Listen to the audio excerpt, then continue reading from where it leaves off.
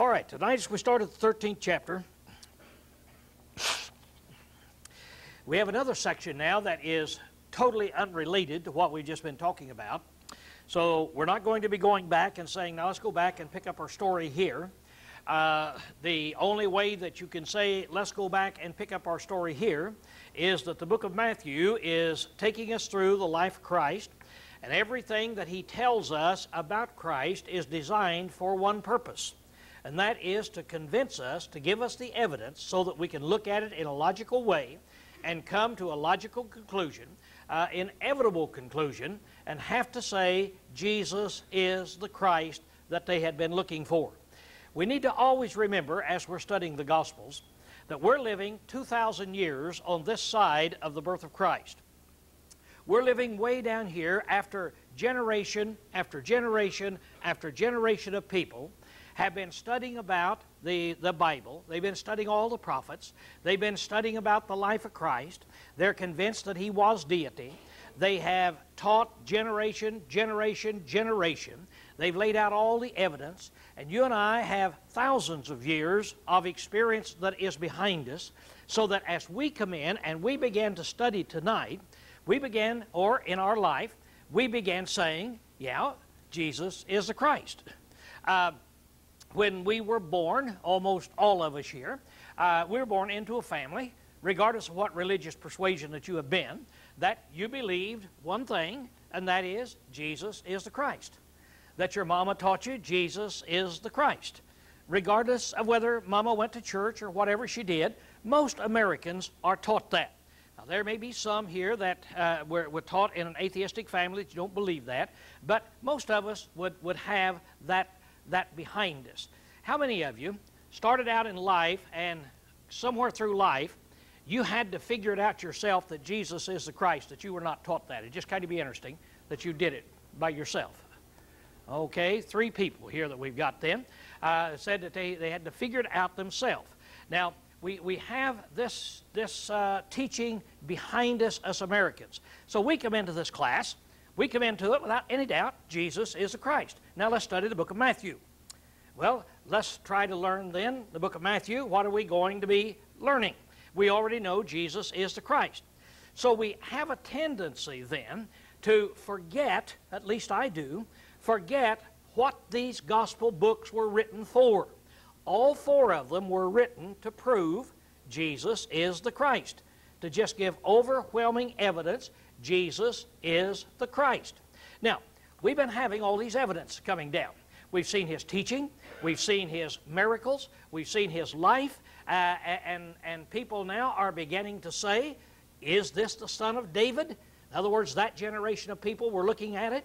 They believed that the Christ was to come, but certainly they didn't believe that Jesus was the Christ. And that would be a shocking situation. If the Christ came in your generation, he had to come in somebody's generation. And we know whose generation he came in. He came back in the 1st century period of time. But if he came in your generation, you would stand as a unique generation, would you not? In other words, the ones before you would not have had an opportunity to see him. They would have had an opportunity to read the Bible and say, okay, now here's what he's supposed to do when he comes. Then after Jesus came and died, those of us that's lived for the past 2,000 years, we look back and we say, now, here we have all of these stories, and he is the Christ, and so we study the Bible with that perspective. There's only one generation that was upon this earth, or ever will be, that was looking for the Messiah, and he came right before their eyes. He came before their eyes, and was he immediately recognized by anyone? No, they didn't recognize him. When he came and he made the claim that he's the Christ, would they have believed him? Now, keep in mind, at this time, these people, this generation, was looking for the Christ. They thought the Christ must be coming. You remember why? All that Roman thing that we've been talking about and all the pain they were in. So this must be it. The Christ must be coming. Now, they had something that we don't have to put up with, and that is that all of the charlatans, all of the false people who wanted glory, they would come in that generation, since that generation was looking for the Christ, and they would claim they were the Christ. Later on, we'll find that Jesus says, many shall come and claiming to be the Christ, and so forth. History tells us that many people would come, and they would claim to be the Christ and try to get people to follow them. So it wasn't unusual in this generation for some guy to show up on the scene and say, I am the Christ. So people look at him. Another guy would do this, people would look at him. Then along comes Jesus, and Jesus made that claim. So nobody in their right mind would have said, oh, Jesus is the Christ, because he said he was. He had to prove that he was the Christ. And that's what he's in the process of doing. Now, there was one thing that would keep them from seeing he was the Christ, and it was a barrier that they had up before their eyes. It was kind of like a sheet. It was a blinder that would keep them from actually seeing he's the Christ. Because when they were looking for the Christ, what kind of a Christ? Remember, when you say Christ, you're talking about the Anointed One. When you're talking about the Anointed One, you're talking about the King. And what kind of a man, what kind of a background, what kind of a life would they expect their king to have when he came on the scene? Yeah, he would be a great warrior. He would be outstanding. He would be riding on that big white horse, you see. And so they were looking for that kind. But there's a unique passage in Isaiah 53 where it tells several things about the Christ when he comes. And it says, when people look upon him, there is nothing to make you desire him. His countenance was not the countenance. His looks were not the looks like Wes and me, good looking. You didn't look at him and say, oh, look what a good-looking guy that is. He was just a normal, ordinary guy, see? And you'd be looking for this kingly individual to come along. So that would be a sheet that would keep up there. Those people were a blessed people to have the opportunity to see Christ in that generation. But they also had their own unique problem nobody else had ever had, nobody will ever have. They had this man in their life, 3 years walking among them, and they had to make a decision. And that's what he's doing. He's giving them the works and the teaching so they can make a decision. Now, so far we've been looking mainly at miracles. Tonight we're going to look at parables. We're going to look at the way Jesus taught, the unique character that he taught. It said, on that day went Jesus out of the house and sat by the seaside. And there were gathered unto him a great multitude, so that he entered into a boat and sat. And all the multitude stood on the beach. So here we have Jesus now, who goes out on this, and he's out here on this beach. Now there's a picture of a beach where he would be. Don't know the exact place, somewhere in there, but as you can see, it's not a beach that goes down. It's not a steep beach. It's a beach where the boats would come up, and you just pull them up and step out and walk on the land. So he's up there and people are around him. So now then, he steps in a boat and he pulls the boat out a little bit away from the crowd so they can hear him. And now he's getting ready to give them a spatial type of teaching that they haven't been familiar with. All right, now he starts out, and he's spoken to them many things in parables, saying. All right, first of all, he spoke to them in many things in parables. Let's talk about a parable for just a moment. What is it? A lot of times we get the idea that a parable is some magical thing, that some spatial thing in some way. Well, it is a certain kind of a teaching, but a parable is just an easily understood illustration thrown beside a truth that's harder to be understood. It's where you take a spiritual truth and you're trying to teach some spiritual lesson. We're trying to teach about the kingdom of heaven. Now, if Jesus had the pictures that I have up here, of course he had many more powers that he could do, but if he had any of this, Could he show you a picture of the kingdom? Could you do that? In a little while, he's going to say, you can't see the kingdom. That may surprise you. You can't see it. It's going to come without observation. When it comes right before your eyes, you're not going to be able to see it because the kingdom of God is within you. This is going to be an inward situation that we've got. And so now then you say, boy, it's the kingdom of heaven. That is, its origin is in heaven, its headquarters is in heaven, its character is heavenly, and it's down here. When it comes, I can't see it. And now I want to teach you about this kingdom. So you can't draw a picture of it. So you say, I don't understand. That's what he's going to tell us tonight. He's going to teach you, and he's going to say, now let me tell you something about this kingdom. You may think you have an idea about it, but you don't, is what he's telling them. This is a different kind of a kingdom. You see, the kingdom that those people had in mind was the same kind we have in mind. What kind would that be? A physical kingdom.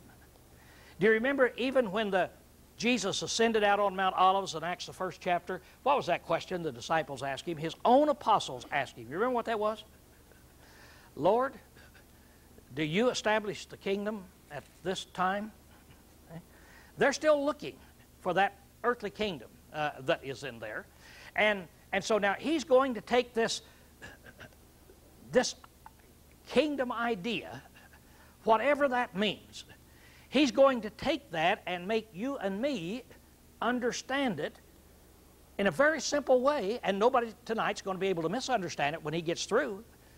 And he's going to make us understand it by giving us some physical truths. He's just going to take everyday illustrations, ordinary illustrations. And isn't that the best kind of an illustration? If somebody's going to illustrate something to you that you don't know, do you want them to go to calculus class and tell you something about a calculus formula to illustrate it? Well, you say, I don't understand that.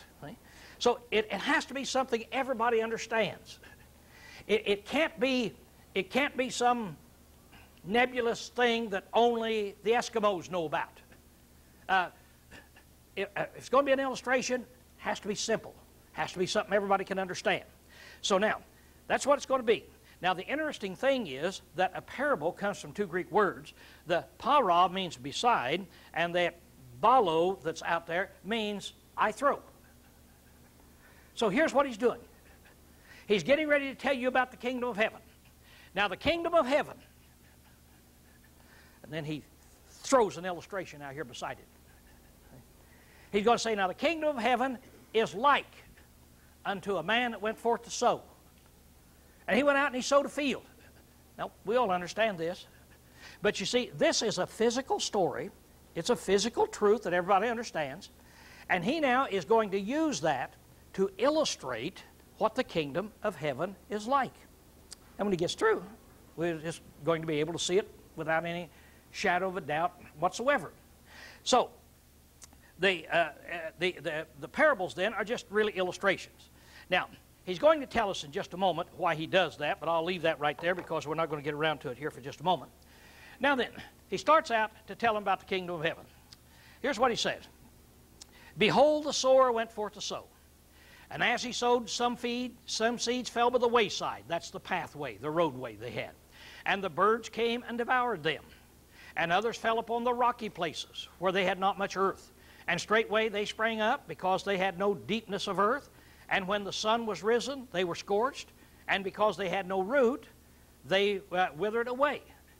So now then we've got the second thing here. We've got rocky ground. And in a minute I'll show you some of the rocky ground they've got. But think about if there's a roadway out here and you throw seed on the roadway, is it going to grow? It doesn't have a chance. The birds are going to come and pick it up. You throw it out on a rock. That rock will have maybe an eighth or a quarter of an inch of soil on it, and that's all that seed needs. Immediately, boom, it grows roots. How far do the roots go down? just 1/8 of an inch.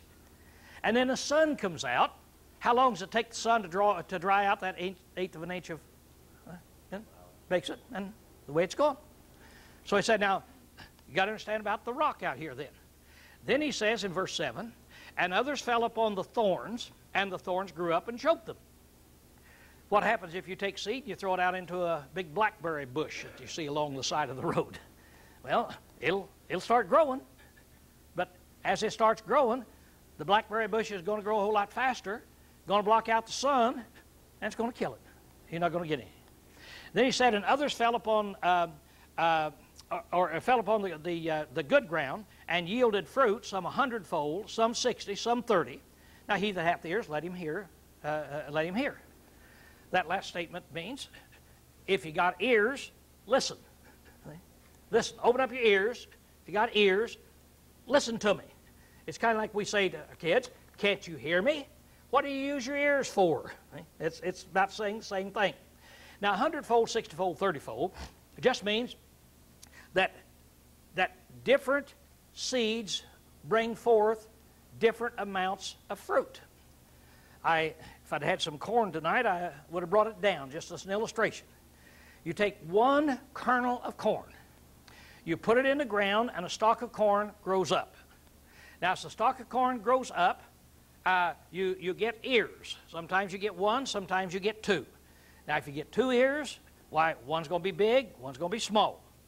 Well, take it off, count the number of rows around the ring, count the number of kernels there, and you're going to end up with over 100 kernels.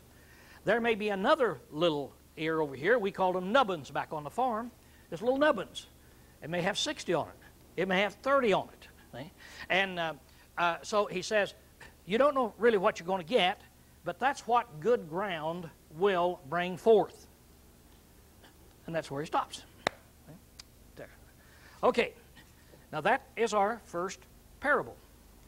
Now then, let's start in verse 10. And the disciples came to him. Now, may I suggest this, that as you read these things, they're not necessarily in chronological order, see, of the way it really happened. He probably taught all these parables, and then at the end, his disciples would come to him and say, why do you speak in parables? See? Rather than to interrupt him and do it in between, but it doesn't make any difference. The teaching is the same anyway. So they're teaching, so his disciples came and said unto him, why speakest thou unto them in parables? And he answered and said unto them, unto you it's given to know the mysteries of the kingdom of heaven, but unto them it is not given.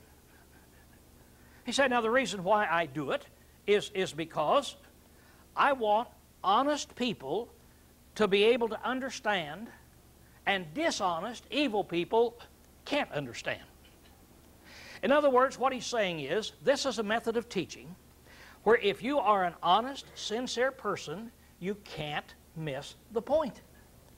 Now, if you are an unbelieving, evil individual, then you're going to start calculating, because it is so simple, parables are so simple, that you're going to start calculating, now what could this mean? And so you're going to start getting out here, and you're going to miss the whole point. I'll never forget one time when I was on a radio program, it was a call-in program, and so this guy called in, he asked some questions, it didn't make sense. And it was hard for me to understand. He said, would you come by my house and study with me? He said, I'd like to know some of this. I said, sure, I will. So I went over to his house and walked in, and he said, I study my Bible all the time. And he said, they're just, I can hardly understand it. I don't know what it is. What is your question? Well, my question is mainly about wine. What is it? See, what is it? Now, Sarah here is squinting. Can anybody miss that? See? So, you think you understand what wine is, don't you, Sarah? Sure. I said, well, wine is, you take a grape and you squeeze the juice out of it, and then it's called wine. It could just be unfermented, it could be fermented, but that's how you get, oh, he said, no, I know that, I understand that, so I want to know what wine is. Well, it's where you take a bunch of grapes and they trot them underfoot and they get the juice out. Now, I understand that, but I'm wanting to know about wine. I want to know all about wine. Well, I missed the point. No, he said, what you're doing is giving me the physical. Well, yeah. He said, I know that, but what else does it mean? He said, don't you understand that everything has three meanings?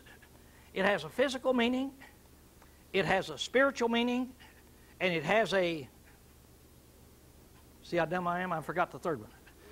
Metaphorical or something out here. It has those three meanings. Everything in the Bible is like that. Water, everything has these three meanings. And I can't figure out this spiritual meaning for wine.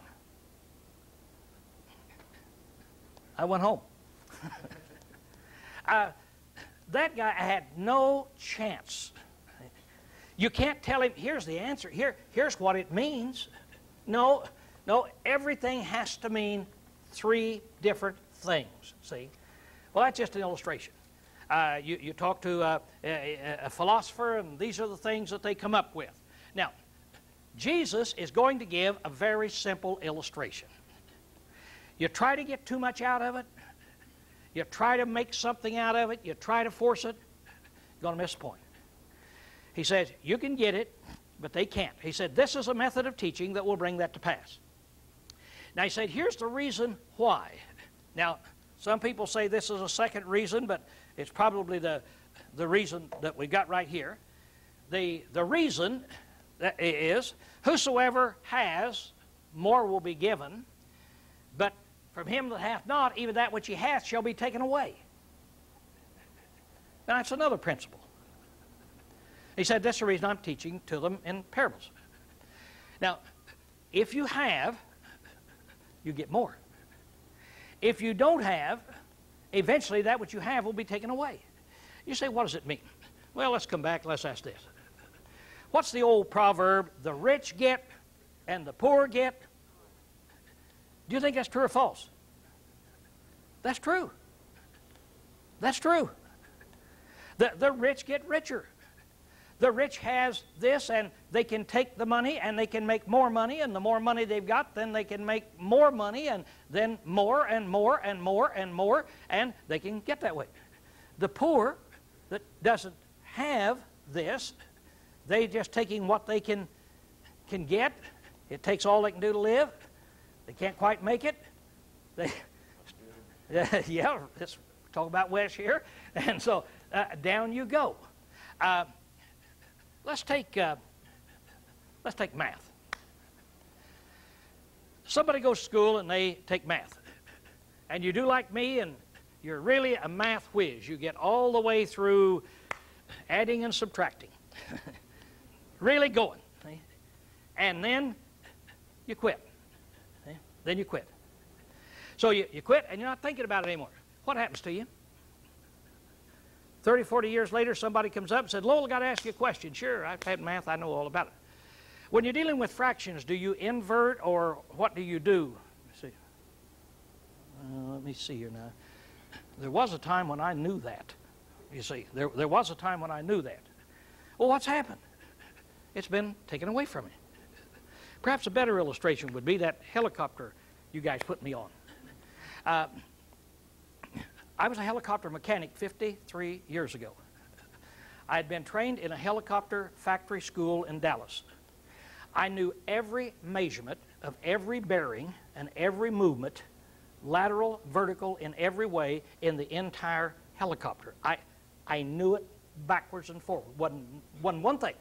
My final exam was at the Bell Helicopter School. There's a class before, and so they would tear down this helicopter. They tear it all down, every bearing. They tore everything out, every nut, every bolt. And the instructor would tell them, now here's what this is, here's what you do. They'd throw it in a tub. My examination was put the helicopter together. So I'm trying to tell you, do you get the point I'm trying to brag? I knew that.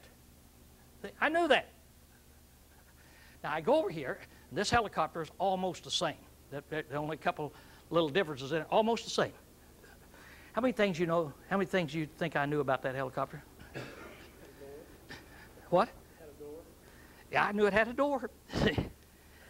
And that, you call that a rotor up there. Right?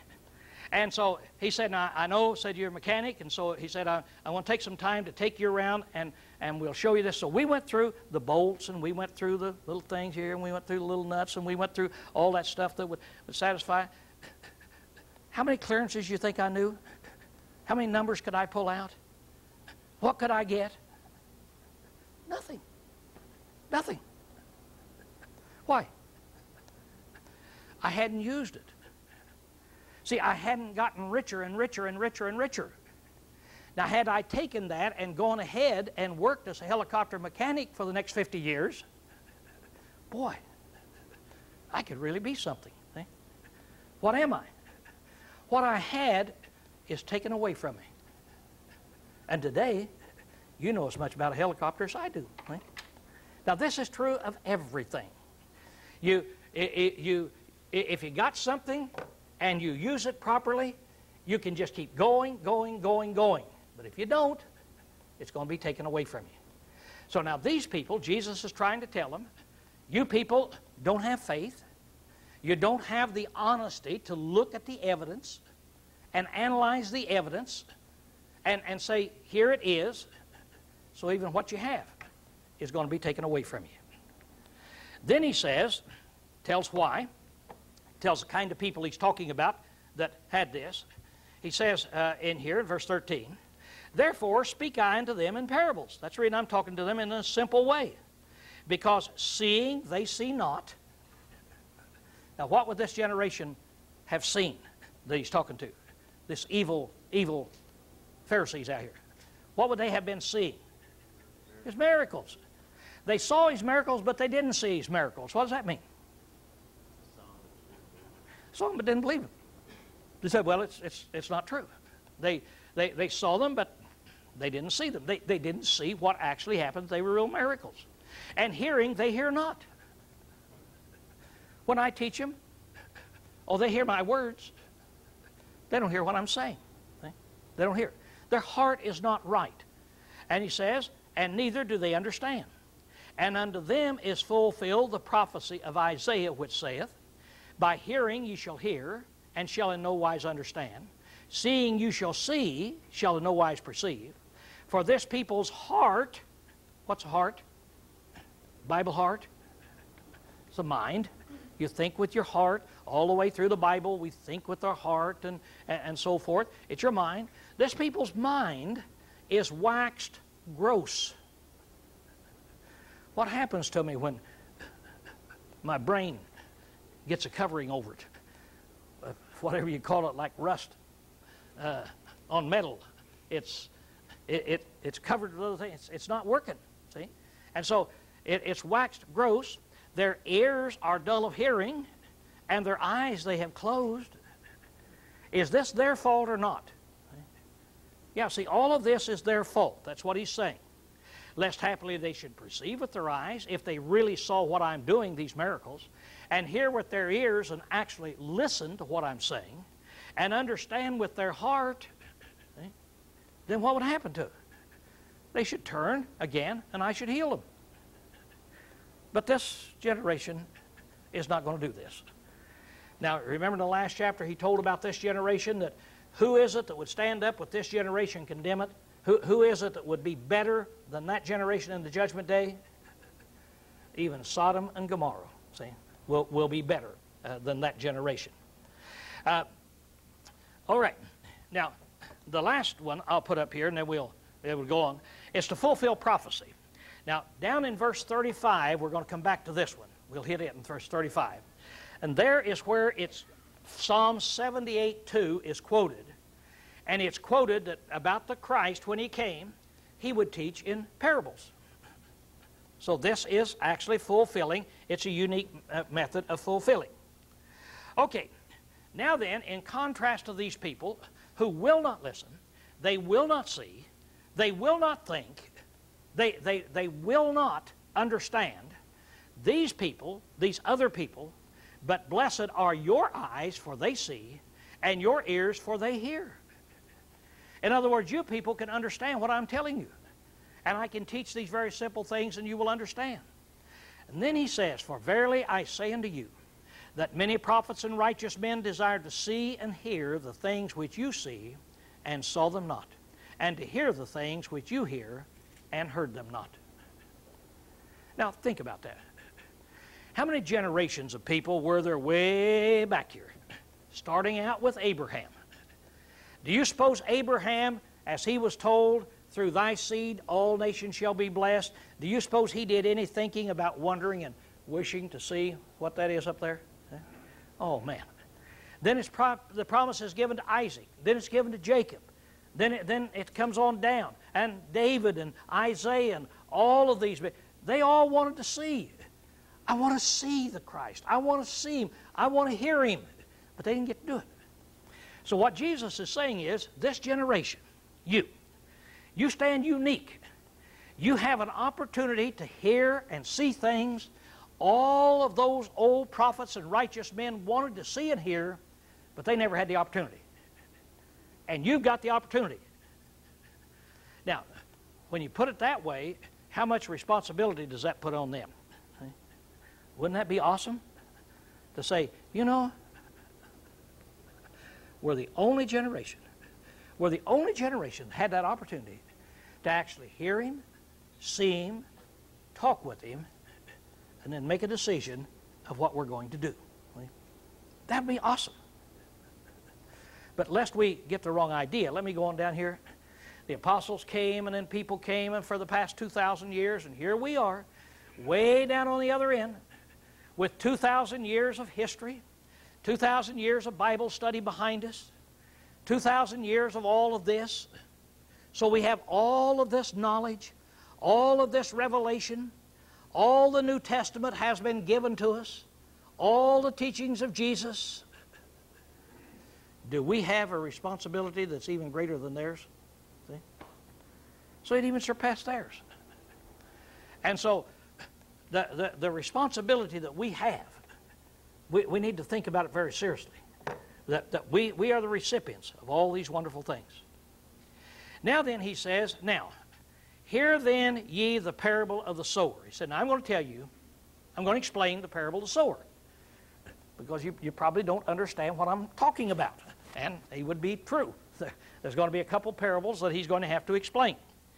He said, when anyone heareth the word of the kingdom, and understandeth it not, then cometh the evil one, and snatcheth away that which hath been sown in his heart. This is he that was sown by the wayside. Now, let's right now set down a principle of interpretation of parables. When anybody, whether it's myself or whether it's the master teacher himself, Jesus, when we give an illustration, we're the ones who know what we're illustrating, don't we? And if I give an illustration and I say, now, here is what I'm illustrating, what are you supposed to do? You take what I say, right? I've told you, so you take it. Now, this is a big trouble, because a lot of times people take this and they start in, they say, okay, now wonder what that wayside is, wonder what this is, and so they start in. Now, Jesus tells them that I'm going to give you 4 kinds of guys, is what he says. I'm going to give you 4 kinds of guys here. So let's look at this now before we go any farther. In Luke 8 and verse 11, Luke gives the same story, and Luke tells us a couple things that are interesting. He starts out in the sower. He says, now the parable is this. And he tells us something Matthew doesn't tell us. Jesus said, the seed is the Word of God. So what is the seed? It's the Word of God.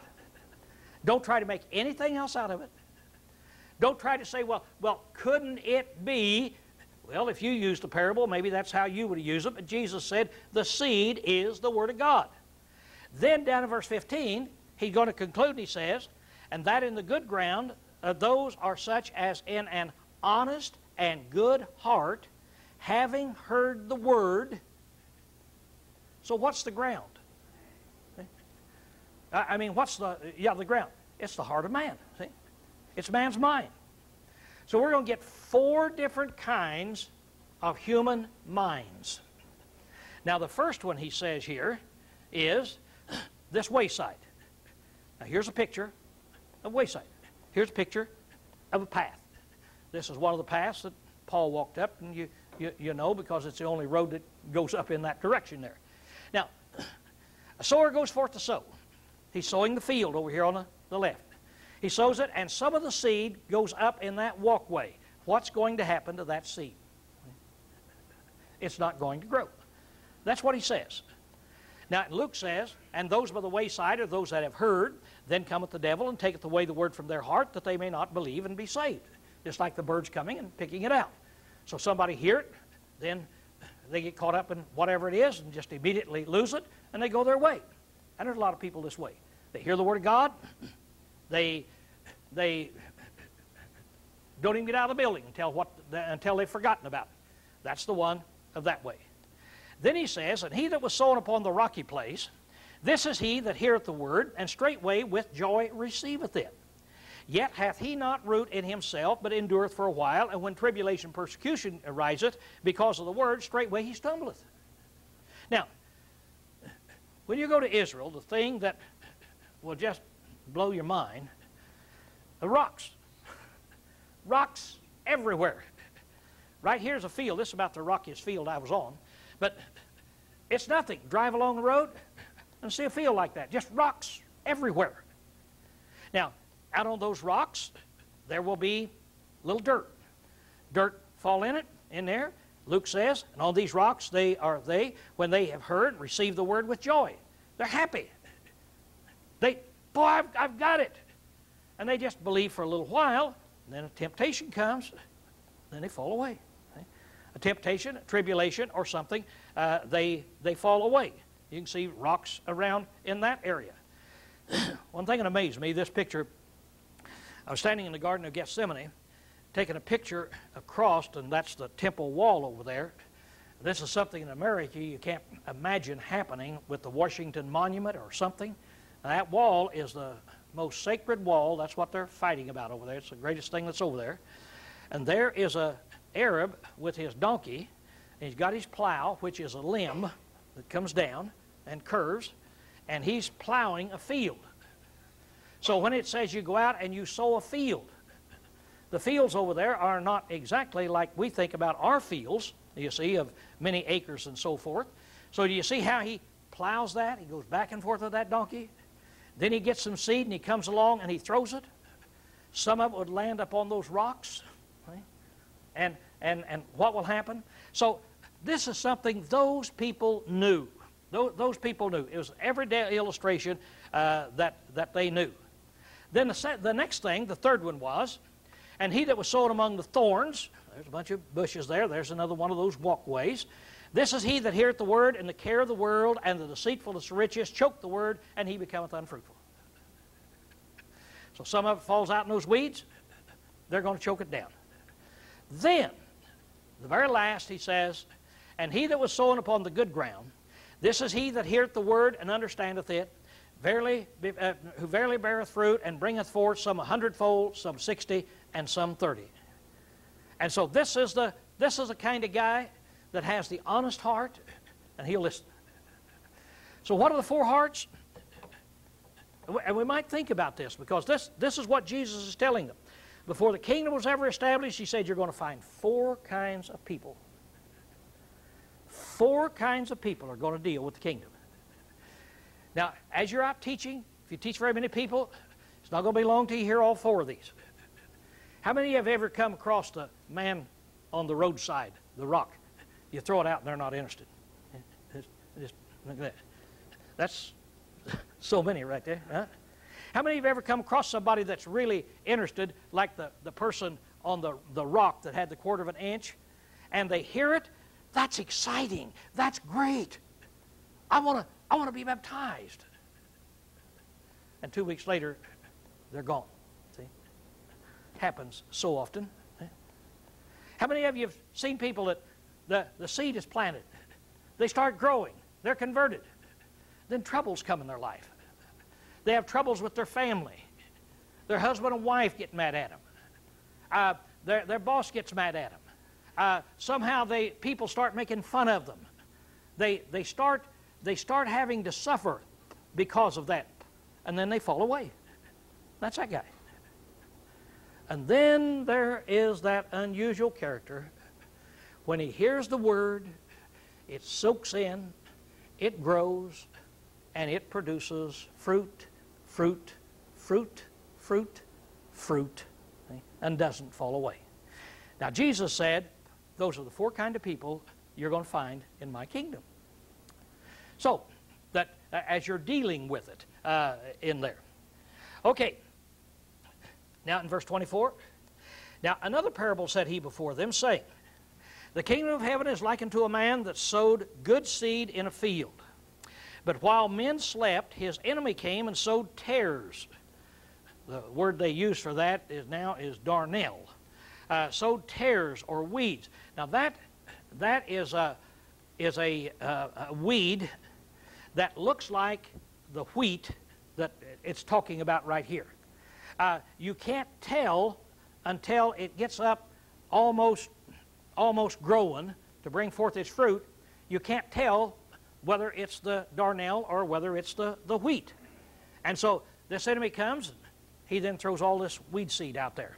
And so the weeds and the good wheat start growing together.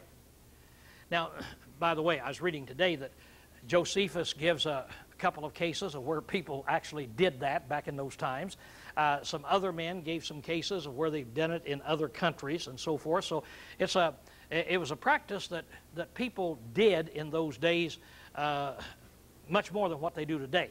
Today, I guess we have road rage, and various things, burning people's house down, arson, and all that kind of stuff. But they would do this. Now then, it said in verse 26, but when the blade sprang up and brought forth fruit, so that's when they get to it, then appeared the tares also. In my beautiful crop, I've got both of these. And the servants of the householder came and said unto him, Sir, didst thou not sow good seed in the field? And whence then hath it tares? How can there be these tares? And he said unto them, An enemy hath done this. And the servants say unto him, Wilt thou then that we go and gather them up? But he said, No, lest happily, while you gather up the tares, you root up the wheat with them. Let them grow together until the harvest, and in the time of the harvest, I will say to the reapers, Gather up first the tares, and bind them in bundles and burn them, but gather the wheat into my barn. So no, leave them alone.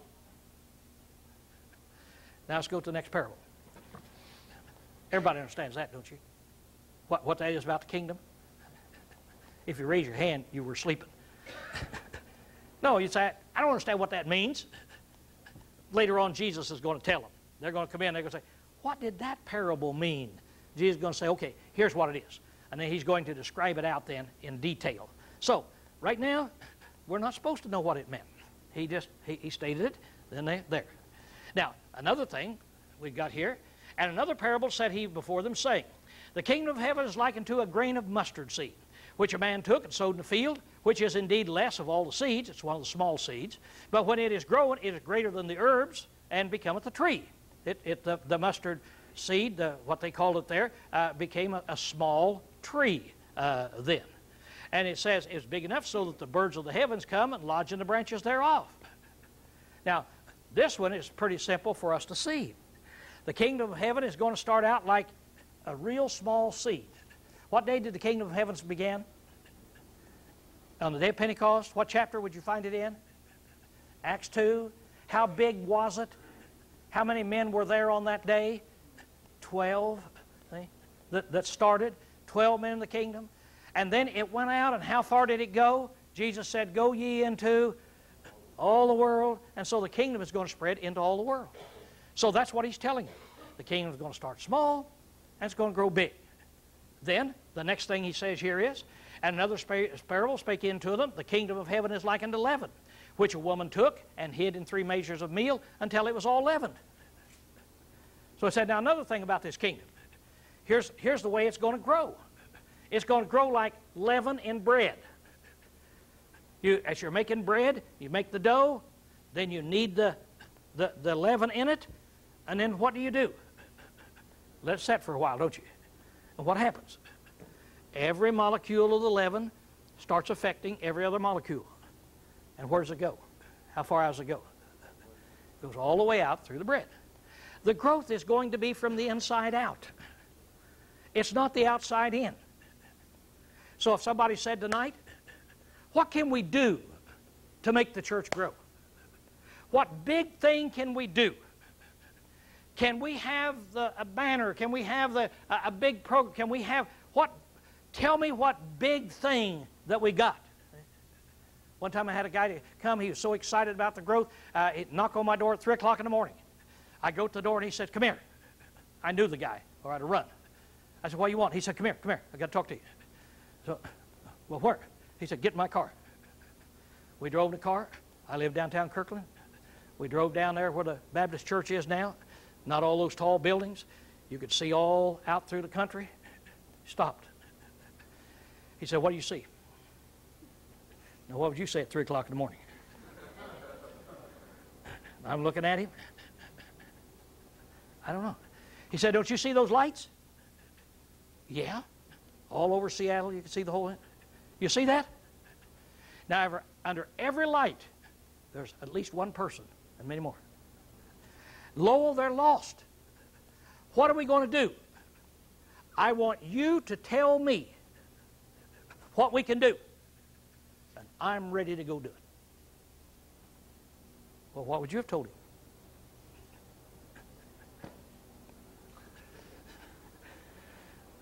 What? Put off an atomic bomb? That won't do it. The power's in the gospel, and the growth is from us. The thing that'll convert those people is that the people right here tonight make sure that your heart is right, and make sure that you touch people around you. That you touch them with your words, you touch them with your works, you touch them with your kind deeds, you impress them every way you can. You serve Jesus Christ, and you touch, and you touch, and you convert. And that molecule of yeast will convert, and that molecule of yeast will convert. Now, the only thing that we have to do to stop our growth here is let's get happy, and let's quit giving all that we've got to serving the Lord. But if we want to grow, we grow from the inside out.